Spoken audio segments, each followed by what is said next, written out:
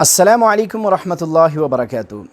جی ناظرین، آج کی ہماری اس ویڈیو کا جو ٹاپک ہے وہ ہے ایک مسلمان کے دوسرے مسلمان پر کیا حقوق ہیں۔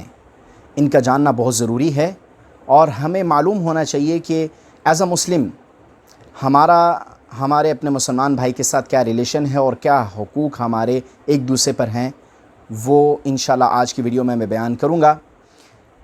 اگر آپ ہمارے اس چینل پر نیو ہیں تو کائنڈلی ہمارے اس چینل کو سبسکرائب کر لیجئے گا۔ اس طرح کی انفارمیٹیو اینڈ اسلامک ویڈیوز کے لیے آپ ہمارے اس چینل کو سبسکرائب کر سکتے ہیں۔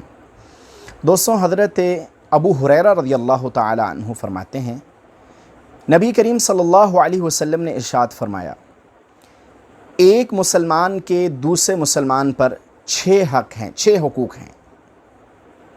اور وہ 6 حقوق کیا ہیں؟ نبی کریم صلی اللہ علیہ وسلم نے ہر ایک حق کو جو ہے وہ بیان کیا ہے۔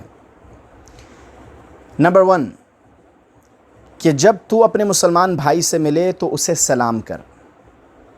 دیکھیں اسلام کتنا خوبصورت دین ہے، کتنا پیارا جو ہے وہ مذہب ہے کہ وہ ہمیں تعلیم دے رہا ہے کہ جب ہم اپنے مسلمان بھائی سے ملیں تو سب سے پہلا کام جو ہم نے کرنا ہے، جب ہماری اپنے مسلمان بھائی سے ملاقات ہو تو اسے السلام علیکم ورحمۃ اللہ وبرکاتہ کہنا ہے، سلام کرنا ہے۔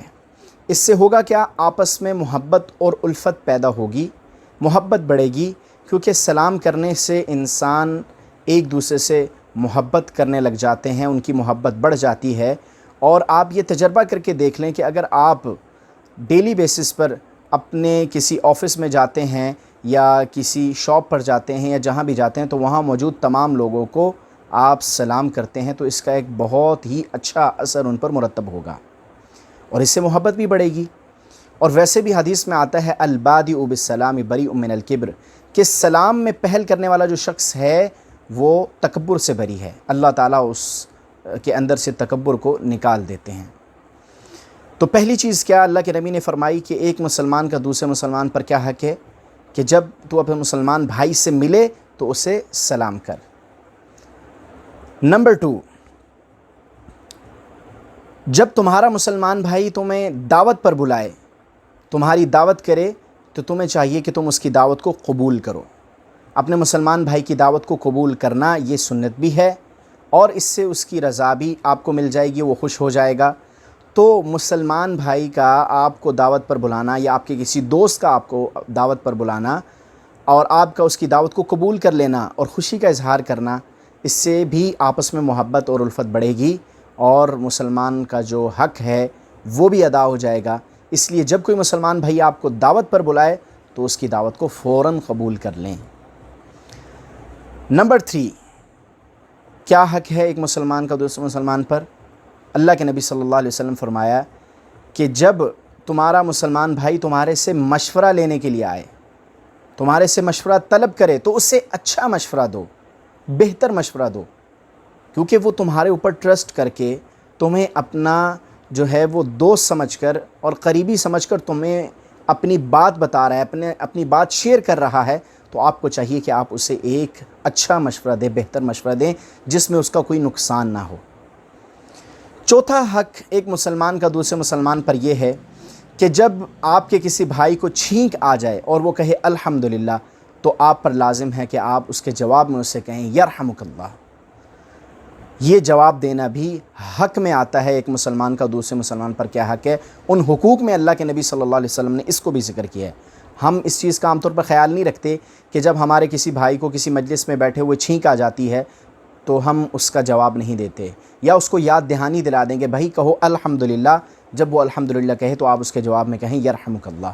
اس سے کیا ہوگا؟ سنت پر بھی عمل ہو جائے گا، اور ایک سنت پر عمل کرنے میں آپ کو معلوم ہے کہ 100 شہیدوں کا ثواب ملتا ہے، 100 شہیدوں کا۔ فتنہ اور فساد کے زمانے میں اللہ کے نبی نے فرمایا کہ جس نے میری ایک سنت پر عمل کیا اس کو 100 شہیدوں کا ثواب ملے گا۔ 5واں حق ایک مسلمان کا دوسرے مسلمان پر یہ ہے کہ جب آپ کا کوئی دوست، آپ کا بھائی بیمار ہو جائے تو آپ کو چاہیے کہ آپ اس کی بیمار پرسی کے لیے جائیں، اس کا حال دریافت کریں۔ اگر وہ ہاسپٹل میں ہے تو اس کے پاس جائیں، اسے حوصلہ دیں، اسے تسلی دیں کہ تم انشاءاللہ جلد ٹھیک ہو جاؤ گے۔ اللہ کے نبی نے دعا بھی سکھائی، لا بأس طہور انشاءاللہ، کہ پریشانی کی بات نہیں ہے، گھبراؤ نہیں، انشاءاللہ کچھ نہیں ہوگا، تم جلد ٹھیک ہو جاؤ گے۔ تو اپنے مسلمان بھائی کو تسلی دینا یہ سنت بھی ہے، اور اس سے آپ کے مسلمان بھائی کا حوصلہ بھی بڑھے گا اور ہمت بھی بڑھے گی اگر وہ بیماری کی حالت میں ہے اور آپ اس کے پاس جا کر اس کی بیمار پرسی کرتے ہیں۔ تو یہ حق بھی ایک مسلمان کا دوسرے مسلمان کے اوپر اللہ کے نبی نے بیان فرمایا۔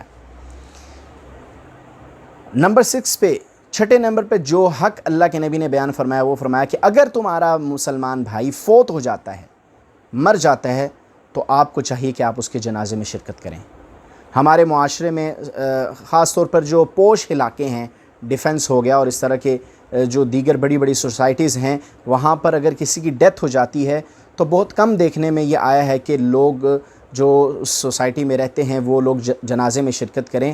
ہاں، بس جو تعلق والے ہوں گے، جو قریبی رشتہ دار ہوں گے یا کوئی بہت ہی قریبی دوست ہیں تو وہ شرکت کریں گے، لیکن ایک مسلمان کا دوسرے مسلمان پر یہ بھی حق ہے کہ جب اس کا انتقال ہو جاتا ہے تو اس کے جنازے میں شرکت بھی کریں، چونکہ وہ آپ کا مسلمان بھائی تھا، پوری زندگی ایک ہی معاشرے میں، ایک ہی سوسائٹی میں آپ رہے اور آپ کا آپس میں اٹھنا بیٹھنا تھا، تو جب اس کی وفات ہو گئی تو اس کے مرنے کے بعد اس کے جنازے میں شرکت کرنا یہ حق ہے آپ کے اوپر اس مسلمان کا۔